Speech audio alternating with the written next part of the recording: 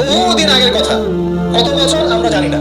একজন প্রতাপশালী বাদশা ছিল, এখনকার বিশ্ব নেতাদের মতোই পরাশক্তি। ওই যে আসহাবুল কাহফের মতো, ওই নমরুদের মতো, ওই যে ফেরাউন তার মতো একজন প্রতাপশালী বাদশা ছিল। তার অধীনে একজন বড় জাদুকর ছিল। কি ছিল? আচ্ছা, মজা আছে, ভালো করে বোঝেন। একটা বড় জাদুকর ছিল। এখনো কিন্তু বহু কান্ট্রি এই জাদুবিদ্যার চর্চা করে, আপনারা জানেন। ভিতরে ভিতরে জাদুবিদ্যার চর্চা এখনো চলছে। আর জাদু সত্য, জাদু সত্য, চোখের বদনজরও সত্য। সায়েন্স বিশ্বাস করুক না করুক, এগুলো সত্য, কারণ কোরআন বলেছে সত্যবাদ সত্য। এই জাদুকরের যখন বয়সটা বুড়ো হয়ে গেল, তখন সে, আমার তো বয়স শেষ, আমার এই বিশাল জ্ঞানগুলো কি করবো? আমাকে একজন বালক এনে দিন, যেই বালককে আমি এসব জাদুবিদ্যা শিখিয়ে দিই। ওই যে ছোট বাচ্চাদের মধ্যে এরকম একটা ফুটফুটে সুন্দর বাচ্চাকে খুঁজে বের করা হলো, যে বাচ্চাটা বিচক্ষণ। একে নিয়ে আসা হলো জাদুকরের কাছে। এবার জাদুকর তাকে জ্ঞান শিখায়, জাদু শিখায়। জাদু শিখাতে শিখাতে শিখাতে শিখাতে সে একটু পরিণত হচ্ছে, মানে কৈশোরে পদার্পণ হলো। এখন সে যখন জাদু শিখতে আসে, আসার পথে রাস্তায় দেখে একজন পাদ্রী আছে। পাদ্রী মানে কি? পাদ্রী মানে দরবেশ, মানে যে আল্লাহ বিশ্বাস করে, হয়তো আগেকার আসমানি কিতাবে সে বিশ্বাস করে। এমন একজন পাদ্রীর সন্ধান সে পায়। সেই পাদ্রীর কাছে গিয়ে বসে, সেই পাদ্রী তাকে আসমানি কিতাবের যে মর্ম, যে বাণী, এগুলো শোনায়। তার কাছে খুব ভালো লাগে, যে মাশাআল্লাহ, এটা ঈমানের স্বাদ। যখন কোরআন শুনি আমাদের ভালো লাগে না, আসমানি কিতাব যখন শুনে তার কাছে ভালো লাগে। সে বলে যে আমি শিখতে চাই। তখন এই পাদ্রী তাকে বলে, তুমি তো জাদু শিখতে চাও এই বাদশাহ দরবেশের কাছে, বাদশাহ জাদুকরের কাছে, যদি ওরা জানতে পারে তাহলে তো সমস্যা। তার উপায় কি? যখন তুমি ওখানে যাবে, যখন দেরি হয়ে যাবে, তখন বলবে বাসার থেকে বের হতে দেরি হয়েছে, বাসা থেকে বের হতে দেরি হয়েছে। আর আমার এখানে বসে যখন বাসায় যাবে, তখন বাসায় গিয়ে বলবে যে ওখান থেকে, ওই যে জাদুকরের কাছ থেকে আসতে দেরি হয়েছে। মানে কৌশল অবলম্বন করতে তিনি শিক্ষা দিলেন। এখানে আমাদের নসিহত আছে, সবসময় তো আর মানে একই রকম করে চললে হবে না, কৌশলের প্রয়োজন আছে না? হিকমার দরকার আছে না? সত্য থেকে সরে গিয়ে নয়, কিন্তু কৌশল তো করার দরকার আছে। তারপর সামনে যান। এবার এই বাচ্চা খুব সুন্দর করে ব্যালেন্স করলো, একবার এখানে যায়, একবার ওখানে। এই করতে করতে ওই যে জাদুঘরের ইন্তেকাল হয়ে গেল, মারা গেল জাদুঘর। এবার এই বাচ্চার কাছে মাশাআল্লাহ অনেক জ্ঞানের কারণ আছে। এদিকে সে পাদ্রীর জ্ঞানে দীক্ষিত হচ্ছে। দীক্ষিত হতে হতে তার মধ্যে আল্লাহ পাকের প্রতি একটা পরিপূর্ণ ঈমান চলে আসে। সে মুসলিম হয়ে গেল, আলহামদুলিল্লাহ। তো মুসলিম হওয়ার পরে একদিন সে যখন বাচ্চার কাছে যাচ্ছে, রাস্তায় একটা বিশাল জন্তু দেখা যাচ্ছে। বিশাল জন্তু, কিরকম জন্তু আমরা জানি না। ঠিক আছে, দাব্বাতুল আরদ সামনে বের হবে। আমাদের 10টা নিদর্শন আছে বড় বড়, তার মধ্যে একটা হচ্ছে দাব্বাতুল আরদ, জমিন থেকে ফুড়ে একটা প্রাণী বের হবে। আর এখন মানুষ এগুলো বিশ্বাস করবে না, আমি জানি। 2 দিন পর নাসা যখন করবে তখন বিশ্বাস করবে। কথা কি বুঝতে পারছেন? তবে প্রাণী এই পৃথিবীর নিচে আছে। রাসূল সাল্লাল্লাহু আলাইহি ওয়াসাল্লাম বলেছেন 10টা আলামত না আসা পর্যন্ত কিয়ামত হবে। তার মধ্যে একটা হচ্ছে দাব্বাতুল আরদ, জমিন থেকে একটা প্রাণী বের হবে। এবং এই প্রাণী শুধু বেরই হবে না, মানুষের সাথে কথাবার্তা বলবে। জেনে নেন, মানুষের সাথে কথা বলবে প্রাণী। বিশ্বাস করছেন? এখন বিশ্বাস করছেন না জানি, কিন্তু প্রাণী মানুষের সাথে কথা বলবে। আল্লাহ পাক বলাতে পারেন না? পারেন। আচ্ছা, সামনে যান। ওই প্রাণী যখন দাঁড়িয়ে আছে রাস্তায়, এখন এই বালক বলছে আজকে আমি প্রমাণ করে নিব যে আল্লাহর আনুগত্যশীল ওই পাদ্রী সঠিক নাকি ওই জাদুকর সঠিক। এবার সে একটা ইট হাতে নিল, পাথর হাতে নিয়ে এসে বলছে, আল্লাহ, তোমার কাছে যদি ওই জাদুকরের কাজের চাইতে এই পাদ্রীর কাজ বেশি পছন্দনীয় হয়, এই ইটের আঘাতে এই জন্তুকে তুমি মেরে ফেলো। এবারে সে বিসমিল্লাহ বলে পাথর নিক্ষেপ করলো। নিক্ষেপ করার সাথে সাথেই জন্তু ডেকে। তখন তার আইনাল ইয়াকিন, হাক্কুল ইয়াকিন হয়ে গেল যে হ্যাঁ, আল্লাহর কাছে এই পাদ্রীর আমলই সবচেয়ে বেশি পছন্দনীয়। তার মনে কোনো সংশয় থাকলো। কিশোর মানুষ না, কতটুকুই বা বোঝে, বোঝে না? এবার তার মধ্যে একটা ইয়াকিন চলে আসলো এবং সে পরিপূর্ণ মুমিন, মুসলিম হয়ে গেল। এবার যখন সে রাজ দরবারে যায়, তার কাছে পেশেন্ট আসে। মানে একজন মানুষ এসেছে, সে বলছে যে আমার চোখের সমস্যা। সে চোখে হাত দেয়, হাত দিয়ে বলে যে আপনি আল্লাহর প্রতি ঈমান নিয়ে আসেন, আমি আল্লাহর কাছে দোয়া করবো, চোখ ভালো হয়ে যাবে। এভাবে পেশেন্ট আসে, সে বলে আল্লাহর প্রতি ঈমান নিয়ে আসেন, আমি দোয়া করবো, ভালো হয়ে যাবে। এবার আস্তে আস্তে তার নাম এবং খ্যাতি ছড়িয়ে পড়তে লাগে। যেই তার কাছে আসে, সে বলে আগে মুসলিম হন, ইমানদার হন, আল্লাহর প্রতি বিশ্বাস করেন, আমি দোয়া করবো, ভালো হয়ে যাবে। চোখ অন্ধ ভালো হয়ে যাচ্ছে, কুষ্ঠরোগী ভালো হয়ে যাচ্ছে, হ্যাঁ, প্যারালাইজড রোগী ভালো হয়ে যাচ্ছে, আলহামদুলিল্লাহ। নবী ঈসা আলাইহিস সালাম এমনটা করেছিলেন না? আল্লাহ পাক চাইলে করতে পারে। একদিন ওই রাজ দরবারে একজন মন্ত্রী আসছে। এবার ওই রাজার একজন এমপি সাহেব, তার চোখের সমস্যা, সে আসছে। এসে বলছে যে আমার এই চোখের সমস্যা, আমার চোখটাকে ভালো করার দরকার, তোমার কাছে কোনো ওষুধ আছে নাকি? তো সে বলছে যে আপনি আল্লাহর প্রতি ঈমান নিয়ে আসেন, আমি আল্লাহর কাছে দোয়া করবো, ভালো হবে। এবার সে আলহামদুলিল্লাহ ঈমান নিয়ে আনলো। এবং সে ভালো হয়ে গেল। এই ভালো হয়ে যাওয়ার পরের দিন যখন সে আবার ওই পার্লামেন্টে গিয়েছে ওদের তৎকালীন রাজদরবারে, এবার রাজা ওকে দেখে বলছে যে তোমার তো চোখ অন্ধ ছিল, কিভাবে সেবা লাভ করলো? সে বলে না কিভাবে সেবা লাভ করলো, সে বলতে চাচ্ছে না, কারণ সে আজ করছে যে বললে সমস্যা হবে। এক পর্যায়ে তাকে খুবই পিটুনি দেওয়া হচ্ছে, রিমান্ডে নিয়ে গিয়ে কঠিন মাইর দেওয়া হচ্ছে। এক পর্যায়ে সে মারের যন্ত্রণা সহ্য করতে না পেরে বলে ফেললো যে ওই বাচ্চা তার কাছে গিয়ে আমি আরোগ্য লাভ করেছি এবং সে আমাকে বলেছে যে তার রবের প্রতি ঈমান নিয়ে আসতে, তাহলে আমি সেবা লাভ করব। এই বাচ্চা এখন বলছে ফেরাউনের মতো, জানে রব্বুকুম আ'লা, আমি তো তোমাদের রব, নমরুদের মতো আমি তো তোমাদের রব, ঠিক আছে, আমি ছাড়া তোমাদের কে রব আছে? মা আলিমতু লাকুম মিন ইলাহিন গায়রি, মা আলিমতু লাকুম মিন ইলাহিন গায়রি, আমি তো জানি না যে আমি ছাড়া তোমাদের কোনো ইলাহ আছে। এবার এই লোকটাকে হত্যা করা হলো, এই এমপি সাহেবকে হত্যা করা হলো, বিকজ সে ঈমান নিয়ে আসে। এবার সেই বালককে ডেকে আনা হচ্ছে, বলা হচ্ছে বলো তুমি নাকি তোমার রবের নাম দিয়ে মানুষের ট্রিটমেন্ট করা শুরু করেছো? তখন সেই বালক বলছে হ্যাঁ, আমি এক আল্লাহর প্রতি বিশ্বাস করি এবং তার রাসূলের প্রতি বিশ্বাস করি, তার প্রেরিত আসমানি কিতাবে বিশ্বাস করি।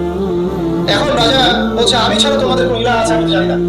এই সৈন্য বাহিনী শোনো, এই বালককে ধরো, ধরে নিয়ে গিয়ে উঁচু পাহাড়ে নিয়ে যাও, ওখান থেকে ফেলে দাও। কথা বুঝতে পারছেন? এবার তাকে নিয়ে যাওয়া হলো, ক্রস ফায়ার দেওয়া হবে, উপরে নেওয়া হয়েছে একদম পাহাড়ের উপরে। এবার ওই বালক উপরে উঠে একটা দোয়া করছে, এই দোয়াটা সবাই শিখে নেন।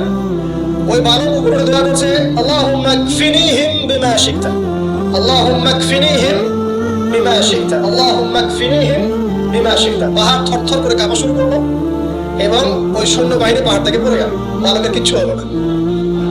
আমি কিন্তু বানোয়াট করে গল্প বলছি না, এটা কোরআন থেকে বলছি এবং এটা তাফসীর, আপনি যে কোনো তাফসীর পড়েন, মারিফুল কোরআন, তাফসীর কাসির, জালালাইন পড়ে দেখেন, জাস্ট পড়ে দেখেন, আমার সাথে ডিবেট করার আগে।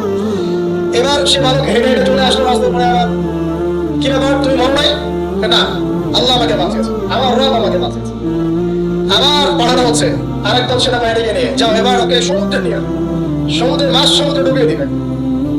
আবার সেখানে গিয়ে বলো আল্লাহুম্মা কফিনিহিম বিমা শিকতা, হে আল্লাহ, অর্থ হচ্ছে হে আল্লাহ আমার বিপক্ষে যারা আছে আপনি যা দিয়ে ইচ্ছা ওদের বিরুদ্ধে আমাকে সাহায্য করেন।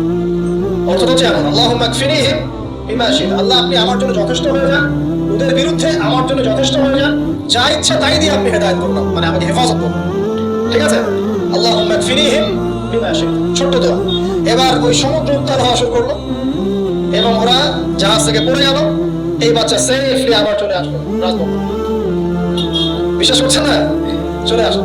এবার আসার পরে বলছে শোনেন, আমাকে এইভাবে মারতে পারবেন না, আমাকে এইভাবে মারা যাবে না, আমি আপনাদেরকে বলে দিচ্ছি কিভাবে আপনি আমাকে মারতে পারবেন। তো বাচ্চা বলছে কিভাবে মারতে পারবো বলো? তখন সেই বাচ্চাটা বলছে যে আপনি সমস্ত এলাকার মানুষকে এক জায়গায় জড়ো করবেন, মানে পুরো নেশনের যত মানুষ সবাইকে একটা মাঠে নিয়ে আসবেন, মাঠের মাঝখানে একটা গাছ রোপণ করবেন বা একটা কিছু স্তম্ভ নির্মাণ করবেন, সেখানে আমাকে বেঁধে ফেলবেন। বেঁধে ফেলার পরে আমার এই ধনুক থেকে একটা তীর বের করবেন, তীর বের করে আপনি নিজ হাতে এই তীরটাকে নিশানা দিবেন, দিয়ে বলবেন বিসমিল্লাহ আল্লাহর নামে, বিসমিল্লাহ আল্লাহর নামে, বিসমিল্লাহি রাব্বি হাযাল গুলাম বলে ছুড়বেন। অর্থ হচ্ছে আমি এই বাচ্চার রব, আমি এই বাচ্চার রব আল্লাহর নামে তীর ছুড়লাম, এটা বলে তীরটা নিক্ষেপ করবেন, তাহলে আমি বলবো, তার আগে কথা কি বুঝতে পারছি?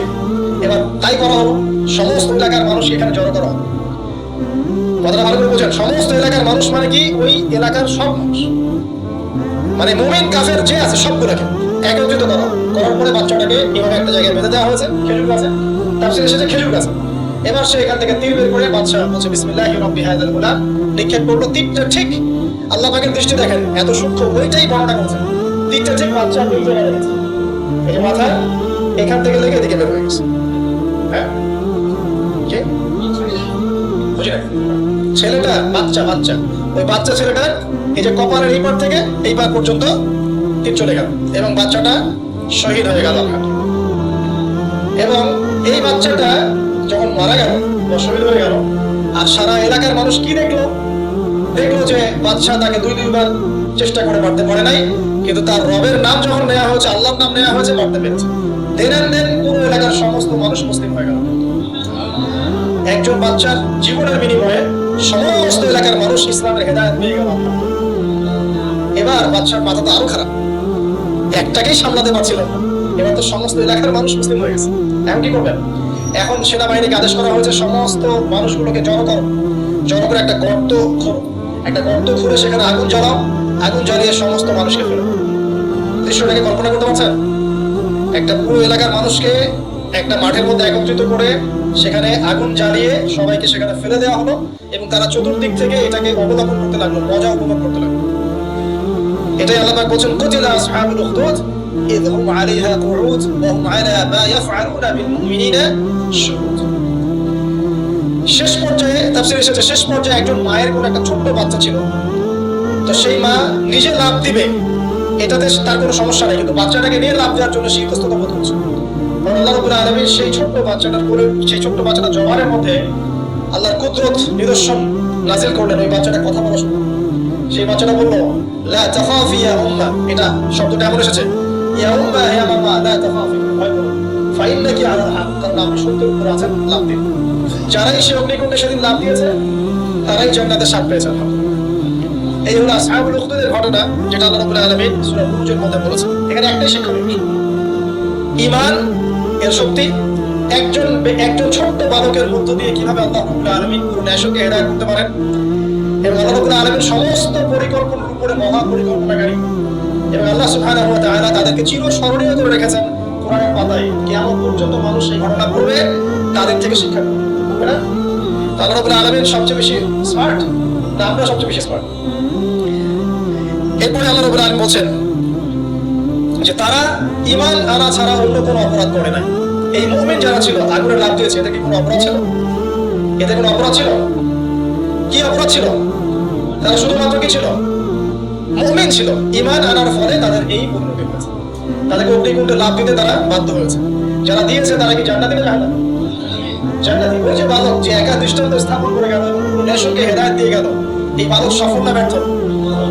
আল্লাহ রাব্বুল আলামিন যদি চান তাহলে এরকম একজন দুইজন মানুষকে দিয়ে পুরো নেশনকে হেদায়েত করাতে পারেন, এবং যেটা হয়ে গেছে আগে সেটা এই যুগেও সম্ভব। সম্ভব না? শুধু সম্ভবই না, বরং আপনাদের চোখের সামনে এটা হয়েছেও, কিন্তু আপনারা সেটা বুঝতে পারেন না। আপনাদের চোখের সামনে যুগের পর যুগ এমন ঘটনা ঘটেছে, কিন্তু আপনারা হয়তো বুঝতে পারেন নাই, ধরতে পারেন নাই। আল্লাহ রাব্বুল আলামিন এমন মানুষদেরকে দিয়ে পুরো নেশনকে হেদায়েত করেন। কিছু মানুষকে আল্লাহ পরীক্ষায় ফেলেন, তাদের মধ্য দিয়ে আল্লাহ পুরো নেশনকে হেদায়েত করতে পারেন।